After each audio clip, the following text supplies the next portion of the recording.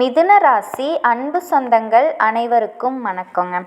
மிதுன ராசி விடாமுயற்சியை தான் வெற்றியை தரும் அப்படிங்கிறத தாரக மந்திரமாக வச்சுக்கிட்டு வாழக்கூடியவங்க. நம்ம உழைச்சா மட்டும்தான் வாழ்க்கையில் முன்னேற முடியும். கடவுள் துணை மட்டும்தான் வருவார். கடவுள் வழிகாட்டுவார். அதற்கான உண்மையான உழைப்பை நம்ம தான் போடணும் அப்படிங்கிறத உணர்ந்தவங்க தாங்க மிதுன ராசிக்காரங்க.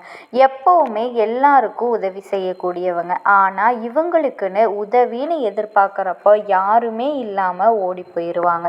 இப்போ ஒருத்தவங்க நமக்கு உதவி செய்யலை, நம்மக்கிட்ட எல்லா உதவியும் வச்சுக்கிட்டாங்க அப்படின்னா கூட திரும்பவும் அந்த உதவி கேட்டு யாராவது வந்தால் நம்ம என்ன பண்ணுவோம்? தட்டி கழிப்போம். அன்னைக்கு நான் அவ்வளவு செஞ்சேன், அவ்வளவு எதிர்பார்த்தேன், யாராவது உதவி செஞ்சீங்களான்னு சொல்லி நம்ம யோசிப்போம் இல்லையா? ஆனால் மிதுனம் கொஞ்சம் கூட அதை மனசில் வச்சுக்காம திரும்பவும் உதவி செய்யக்கூடியவங்க. அதாவது பிரதிபலன் எதிர்பார்க்காம உதவி செய்கிறதுல மிதுன ராசிக்காரர்களை அடிச்சுக்க ஆளே கிடையாதுங்க. மிதுன ராசி ஒரு சில நேரங்களில் யோசிப்பாங்க, நமக்கு புத்தி இல்லையா என்னன்னு தெரியலையே, நம்மளால் மட்டும் ஏன் மற்றவங்க உதவி கேட்டால் மறுக்க முடியல அப்படின்னு எல்லாம் யோசிப்பீங்க. ஆனால் நினச்சதை சாதிக்கக்கூடியவங்க இந்த மிதுன ராசிக்காரங்க. இவங்களினுடைய பழக்க வழக்கங்கள் அப்படிங்கிறது மற்றவங்களுக்கு ரொம்பவே உபயோகமானது. அது மட்டும் இல்லாமல் புத்தி சாதுரியத்தில் இவங்களை அடிச்சுக்கிறதுக்கு ஆளே கிடையாது. ஏன்னா புதன் பகவானை ராசி அதிபதியாக கொண்டிருக்கிறதுனால புத்திசாலித்தனத்தை இவங்களை யாராலுமே இவங்களுக்கு ஈடு என கட்டவே முடியாது. எப்பவுமே எதிர்காலத்தை மனசில் வச்சுக்கிட்டு தான் செயல்படுவீங்க. இருந்தாலும் நிறைய இடங்கள்ல ஏமாந்து போகிறதுக்கு காரணம் எல்லாரையும் நம்புறது. இப்படிப்பட்ட குணாதிசயங்களை கொண்ட மிதுன ராசிக்கு இனி வரக்கூடிய காலகட்டங்கள் எப்படி இருக்க போகுது? ஒரு நல்லதொரு மாற்றம் உங்கள் வாழ்க்கையில் நிகழப்போகுதுங்க.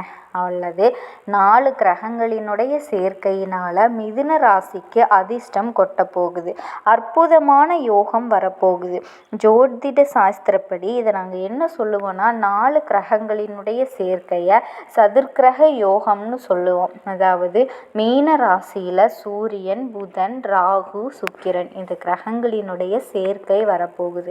இது மிகப்பெரிய அரிய நிகழ்வுன்னு நம்ம சொல்லுவோம். அதாவது உங்களுக்கு புதன் பகவான் மீன ராசிக்கு பயிற்சியாக போகிறாரு. புதன் பகவான் பயிற்சியாகிறது அப்படிங்கிறது அங்கே நீச்சமாக வரப்போகிறாரு. இது நீச்சபங்க ராஜயோகத்தை உருவாக்கி இருக்கு. மேலும் இப்போ உங்களுக்கு சூரிய பகவானும் மீன ராசிக்கு பயிற்சியாகிறதுனால இந்த சதுர்கிரக யோகம் அப்படிங்கிறது மிதுன ராசிக்கு 10ஆம் இடமான தொழில் மற்றும் கர்மஸ்தானத்தில் இந்த 4 சேர்க்கை நடைபெற போகுது. இது எல்லாவற்றையும் கவனமாக கையாளக்கூடிய உங்களுக்கு இந்த காலகட்டம் அப்படிங்கிறது பலவிதமான பிரச்சனைகள், மனவேதனைகள்ல இருந்து எல்லா விதங்கள்லையுமே பலன் கொடுக்க போகுது. இத்தனை நாளாக மனவேதனையில் இருந்திருப்பீங்க. எந்த ஒரு காரியத்திலையும் சரியான பலன் கிடைச்சிருக்காது. நண்பர்கள் கூட எதிரிகளாக மாறியிருப்பாங்க. குடும்ப உறவுகள் எல்லாமே கசந்து போயிருக்கும். பயனற்று அதிகமாக இருந்திருக்கும். பிரச்சனைகளே நிறைய இருந்திருக்கும். கடன் சுமை உங்கள் நிம்மதியை கெடுத்திருக்கும். ஆனால் இப்போ உங்கள் ராசிக்கு அதிபதி புதன் மீன ராசிக்கு பயிற்சி ஆகிறதுனால இது அற்புதமான பலன்களை பெறப்போகுது. வருமானம் அப்படிங்கிறது அதிக அளவில் பெறப்போறீங்க. தொழில் ஸ்தானத்தில் சுக்கிர பகவான் உச்சம் பெற்றிருக்கிறதுனால சூரியன், புதன், ராகுவினுடைய சேர்க்கையினால் தடைகள் எல்லாத்தையுமே தகர்த்தெறிய போகிறீங்க. தொழிலில் இருந்த தடைகள் நீங்கி உங்களுடைய முயற்சிகளில் படிப்படியாக முன்னேற்றம். நீங்கள் தொட்டதெல்லாம் தொடங்க போகுதுங்க. தொட்டதெல்லாம் பொண்ணா மாறப்போகுது. எந்த ஒரு விஷயத்திலையுமே வெற்றி பெற போறீங்க. உங்களினுடைய ராசிநாதன் புதன் பகவான் நீச்சமாக இருக்கிறதுனால அந்த நீச்ச பங்கம் ராஜயோகத்தை ஏற்படுத்தி இருக்காரு. உங்களினுடைய நிர்வாக திறமை மற்றும் புத்திசாலித்தனத்தினால எல்லா விதங்கள்லையுமே வெற்றி, லாபத்தை அடைய போகிறீங்க. பணியிடங்களில் மாற்றம், வெளிநாடு சம்மந்தப்பட்ட முயற்சிகளில் எதிர்பார்த்த ஆதாயம் கிடைக்க போகுது. நீங்கள் எதிர்பார்த்தபடியும் புதிய வேலை வாய்ப்புகள் கிடைக்க போகுது. அரசு பணிகளில் இருக்கவங்களுக்கு நீங்கள் எதிர்பார்த்த இடத்திற்கு இடமாற்றம், பதவி உயர்வு, சம்பள உயர்வு எல்லா விதங்கள்லையும் நிச்சயமாக கிடைக்க போகுது. அது மட்டும் இல்லாமல் சொந்தமாக தொழில் செய்யக்கூடிய மிதுன ராசிக்காரங்க ஆண்களோ பெண்களோ சின்ன தொழிலோ பெரிய தொழிலை நல்ல முன்னேற்றத்தோட பார்க்க போகிறீங்க. காதல் உறவுகளில் வெற்றி கிடைக்க போகுது. நீண்ட காலமாக திருமணம் ஆகாதவங்களுக்கு திருமணம் நடக்க போகுதுங்க. ஏற்கனவே விவாகரத்தானவங்க கூட மறுமணம் ஆகிறதுக்கு வாய்ப்பு இருக்குது. குழந்தை பாக்கியம் இல்லாதவர்கள் குழந்தை பேர் கிடைக்கிறதுக்கும் வாய்ப்பு இருக்குது. குடும்பத்தில் சுப நிகழ்வுகள் நடைபெற போகுதுங்க. கணவன் மனைவி உறவில் அந்யோன்யம் அதிகரிக்க போகுது. வாழ்க்கை துணையால் நல்ல ஆதாயம் கிடைக்க போகுது. நிலம் வாங்க போகிறீங்க, வீடு வாங்க போகிறீங்க, வண்டி வாகனம் வாங்கி சொத்துக்களை சேர்க்கறதுக்கான அதிக வாய்ப்பு இருக்குது. தடைப்பட்ட வீட்டு வேலைகளை மறுபடியும் தொடங்கி புதுசாக பால் காய்ச்ச போகிறீங்க. வழக்குகளில் உங்களுக்கு சாதகமான தீர்ப்பு கிடைக்க போகுது. மாணவர்களை பொறுத்த வரைக்கும் கல்வியில் நல்ல முன்னேற்றம் இருக்க போகுது. உங்களோட ஆரோக்கியத்தில் மட்டும் கொஞ்சம் அக்கறை வச்சுக்கோங்க. மற்றபடி எல்லா விதத்துலேயுமே உங்களுக்கு நல்லதே நடக்க போகுதுங்க. எந்த ஒரு விஷயமா இருந்தாலும் உங்களுக்கு நல்லது மட்டுமே நடக்கும். அதனால் ஆரோக்கியத்தில் கொஞ்சம் கவனமாக இருக்கிறது நல்லது. மேலும் உத்தியோக பணிகளை பொறுத்த வரைக்கும் உங்களுடைய பணிகளில் ஆர்வம் அதிகரிக்கும். மேலதிகாரிகள் கிட்ட பாராட்ட பெறுவீங்க. வியாபாரிகளை பொறுத்த வரைக்கும் சின்ன தொழிலில் கூட அரசு கடன் கிடைக்கும். குடும்ப தலைவிகளை பொறுத்த வரைக்கும் பணவரவிலிருந்து வந்த பிரச்சனைகள் மறைய போகுது. தம்பதிகளுக்கிடையே அந்யோன்யம் கூடுறதுனால இருவருமே தங்களோட பிள்ளைகளினுடைய எதிர்காலத்திற்காக திட்டம் தீட்டுவீங்க. கலைஞர்களை பொறுத்த வரைக்கும் யார்கிட்டையுமே எடுத்துரிஞ்சு பேச வேண்டாங்க. மாணவர்களை பொறுத்த வரைக்கும் நீங்கள் நினச்ச மதிப்பெண்கள் பெறதுக்கு வாய்ப்பு இருக்குது. வகுப்பு தேர்வுகளில் டீச்சர்ஸோட ஆலோசனையை ஏற்று நடந்துக்கோங்க. உங்களை பொறுத்த வரைக்கும் பரிகாரங்கள் திங்கட்கிழமைகள் தோறும் மகாலட்சுமி தாயாருக்கு முல்லை மலர் மாலை சாட்சி வழிபாடு செஞ்சீங்க அப்படின்னா நிலைச்ச செல்வம் செல்வாக்கு கிடைக்கும். ஸோ கண்டிப்பாக நல்லது மிதுன ராசிக்காரர்களுக்கு நீங்கள் எதிர்பார்த்த மாதிரியே நடக்குங்க. கடவுளினோட துணையோட இனி உங்கள் வாழ்க்கையில் நடக்க போகிற எல்லா விஷயங்களுமே நல்ல விஷயங்களாக மாறுறதுக்கு என்னுடைய ஆசீர்வாதங்கள் உங்களுக்கு கிடைக்கும். மிதுன ராசி அன்பு சொந்தங்கள் அனைவருக்கும் வணக்கங்க. எப்போவுமே ஒரு நல்ல விஷயத்தை தொடங்கிறதுக்கு முன்னாடி எம்பெருமான் முருகப்பெருமானை மனசார வேண்டிக்கோங்க. நீங்களும் நான் சொல்கிற மந்திரத்தை 3 முறை சொல்லுங்கள். ஓம் முருகப்பெருமானே போற்றி போற்றி, ஓம் முருகப்பெருமானே போற்றி போற்றி, ஓம் முருகப்பெருமானே போற்றி போற்றி. இன்றைக்கி நம்ம ஒரு முக்கியமான விஷயத்தை பற்றி தாங்க பேச போகிறோம். கிரகநிலை மாற்றங்கள். இந்த கிரகநிலை மாற்றத்தினால நமக்கு என்னென்ன லாபங்கள் நடக்க போகுது, எப்படி அதை லாபமாக மாற்றிக்கிறது அப்படிங்கிறத பற்றி தான் பேச போகிறோம். அவசியமாக இந்த ஒரு வீடியோ பதிவை மிஸ் பண்ணாமல் பாருங்கள். வாழ்க்கையில் உங்கள் வீட்டில் எத்தனையோ பேர் ஜாதகம் பார்த்துருக்கீங்க. நீங்கள் ரிஷப ராசியாக இருக்கலாம், மேச ராசியாக இருக்கலாம், ஏன் 12 ராசியில் ஏதோ ஒரு ராசியாக இருப்பீங்க.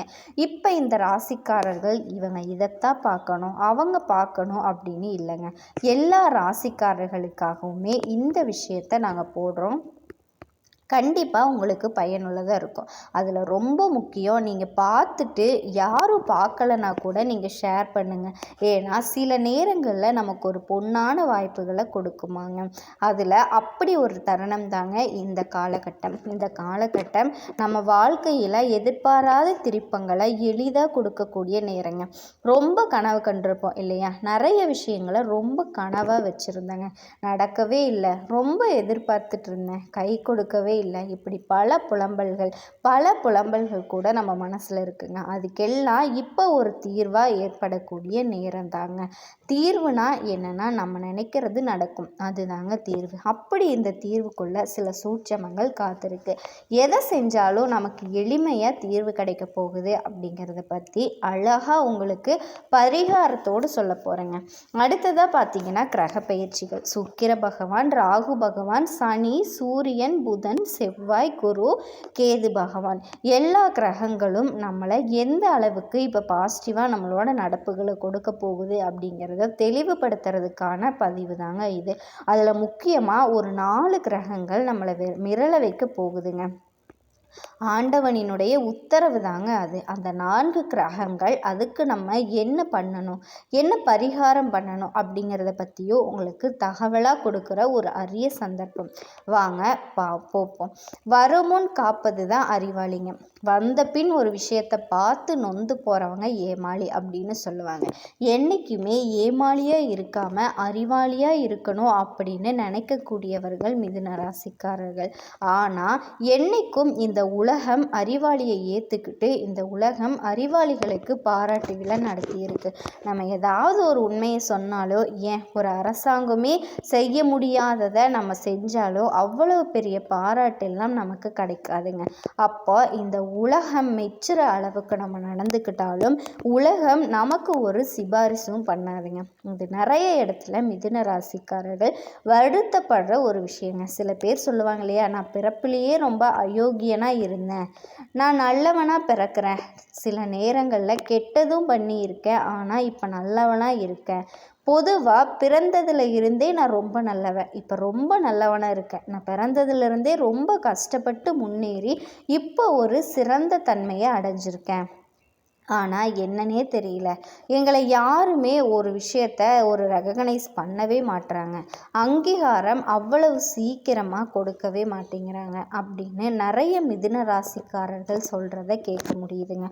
உலகம் நல்லவர்களை என்றைக்குமே ஏற்றுக்கிறது ரொம்ப கஷ்டங்க. நல்லவர்களினுடைய செயல் போய் மனிதர்களினுடைய மத்தியில் பட்டு மனசு பக்குவமாக்கி தான் உங்களை ஏற்றுக்கிறாங்க. ஆனால் ஒருத்தர் உங்களால் உதவி அடைஞ்சிட்டாரு, பண உதவி, ஒரு நல்ல விஷயத்தில் பயனடைஞ்சிட்டாரு அப்படின்னா அவர் உங்களை விட மாட்டாருங்க. அது அடையிற வரைக்கும் உங்களை துரத்துவார், அதுக்கு கவலைப்படாத அப்படிங்கிற நெஞ்சம் தாங்க மிதுன ராசிக்காரங்க. அப்படிப்பட்ட மிதுன ராசிக்கு குரு சப்போர்ட் பண்ணுறாரு, உங்களை தலை குனியாமல் பார்த்துக்க போகிறாரு. குரு இப்போ என்ன பண்ணுறாரு அப்படின்னா, தலை குனியாமல் ஒரு மனுஷனோட பெரிய பலமே தலை குனியறது அப்படிங்கிறது இருக்கவே கூடாது. ஒரு காலகட்டத்தில் நம்ம பண்ண தப்பு, நம்மளுடைய கெட்ட விஷயங்களை கூட இப்போ யாராவது தோண்டி எடுக்க முயற்சி பண்ணி நம்மளை ஏதாவது சின்ன பின்னமாக்கலான்னு கூட யோசிப்பாங்க. நம்ம சின்னதாக யோசிச்சிருப்போம், அவன் பண்ணியிருப்பான் கெட்டதை, ஆனால் அவனுக்கு அது வெளியில் தெரியாதுங்க. அவனே மாட்டிக்குவான், புதகுழியில் போய் மாட்டிக்குவான். நீ ஒன்றும் பயப்படாத, நம்ம யாருக்கும் நேரடியாக எந்த கெடுதலும் பண்ணது கிடையாது, மறைமுகமாகவும் கெடுதல் பண்ணது கிடையாது மிதுன ராசி. ஆனால் கெட்ட சகவாசங்கள் நம்ம போய் கலந்துருக்க வாய்ப்பு இருக்குது. எப்படின்னா, அவன் கெட்டவனு தெரியாமலேயே உள்ளே போயிருப்போங்க, தெரிஞ்ச பிறகு ஓடி வந்திருப்போம், தலை தெறிக்க வந்துடுவீங்க. அதுதான் நமக்கு இருக்காருங்க. சிவபெருமான் ஏதாவது ஒரு ரூபத்தில் உங்கள் பக்கத்தில் விளையாடுவார். அதனால சில நேரத்தில் சில சோதனைகள் வரும்போதெல்லாம் வார்த்தைகளை விட்டுறாதீங்க. வார்த்தைகளை ரொம்ப ரொம்ப கம்முன்னு பிடிச்சிக்கோங்க. வார்த்தைகளை ரொம்ப அழகாக பேசுங்க, யதார்த்தமாக பேசுங்க, அன்பாக பேசுங்க, கருணையாக பேசுங்க.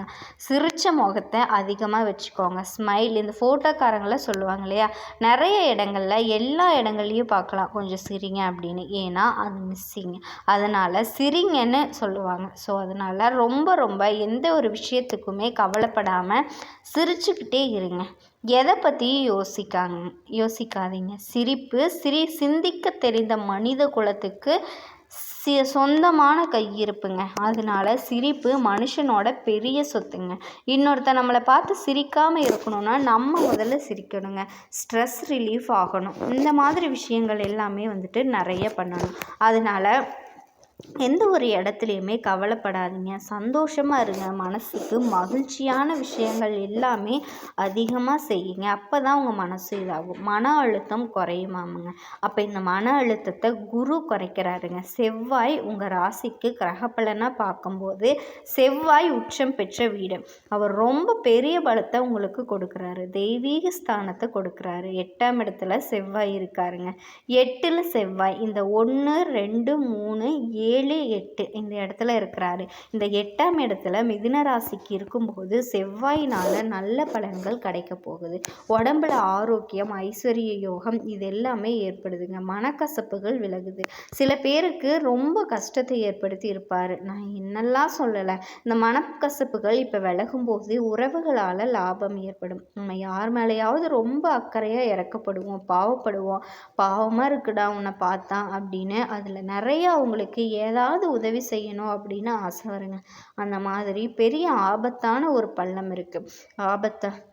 ஒரு டூ வீலரே ஓட்டுறீங்க, இந்த செவ்வாய் இப்போ என்ன பண்ணுவார், உங்களை அழகாக மாற்றி கொண்டு போயிடுவார். சில பேர் நம்ம தேவையில்லாமல் சண்டை போட்டுக்கிற இடத்துல சூசகமாக வெளியில் வர்றதுக்கு வாய்ப்புகளை சிவபெருமான் ஏற்படுத்துகிறாருங்க. அதே மாதிரி இப்போது 9வது வீட்டில் சுக்கிரன் 8ல் இருக்கிறாருங்க. 9க்கு வரப்போகிறாரு. சுக்கிரன், ராகு, புதன் இவங்க எல்லாமே இருக்கும்போது பல பேரோட குணாதிசயங்களை தெரிஞ்சுக்கிட்டு நேக்கு போக்கா அழகாக இப்போ நீங்கள் பல காரியங்களை சாதிக்க போகிறீங்க. இது எல்லாமே ஒரு நல்ல டேலண்ட் டைமுங்க. ரொம்ப சிரிச்ச முகமாக பல விஷயத்தை ஹேண்டில் பண்ணுவீங்க. 10ல் சனி பகவான் பதவி ஸ்தானத்தை கொடுத்து நமக்குள்ள ஒரு பலத்தை நிரூபிக்க போகிறாரு. ஸோ கிரகங்கள் எல்லாமே ரொம்ப சப்போர்ட்டிவாக இருக்காங்க. இந்த சப்போர்ட்டிங்கான டைமில் துஷ்டமான விஷயங்களை பற்றி மட்டும் சிந்திக்காதீங்க. ஒரு மனுஷன் துஷ்டமான விஷயங்களை சிந்திக்கிறான் அப்படின்னா அது பிரச்சனைகளை கொடுத்துருங்க. இப்போ போய் பயந்துடாதீங்க. பெருசாக ஏதாவது அதிரிபுதிரியான காரியங்களில் இறங்கிடாதீங்க. யாராவது உங்களுக்கு ஏதாவது ஒரு பிளாக் மேஜிக் அந்த மாதிரி சம்மந்தப்பட்ட விஷயங்களை பற்றி இறங்காதீங்க. கெட்டவங்களோட நட்பு வச்சுக்காதீங்க. எனக்கு அவர் நல்லவர் அப்படின்னு சொல்லிட்டு நீங்களே அதுக்கு ஒரு காரணத்தை பூசிக்காதீங்க. உங்களுக்கு அவர் கெட்டவராக மாறுறதுக்கு வாய்ப்பு இருக்குது. முன் யோசனையாக எந்த ஒரு விஷயத்தையும் செஞ்சு இந்த காலகட்டத்தில் ரொம்ப கவனமாக இருக்க வேண்டியது அவசியம்.